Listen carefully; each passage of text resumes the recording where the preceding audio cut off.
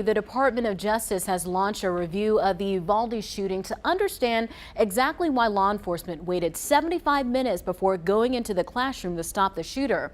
They say it's not a criminal investigation, but an opportunity to learn critical lessons for the future. WFMY News 2's Avery Powell spoke with Guilford County law enforcement about their approach to active shooters in schools and beyond.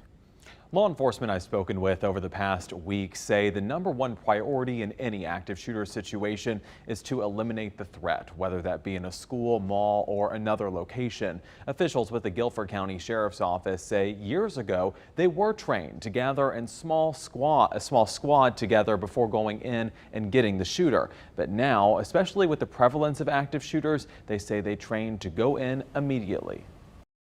The mindset, I think, at one time was if a single officer goes in alone and something were to happen to them, they're no help to anybody else in the building, nor can they radio in where the shooter is. So that was kind of the way we initially were trained, decades ago.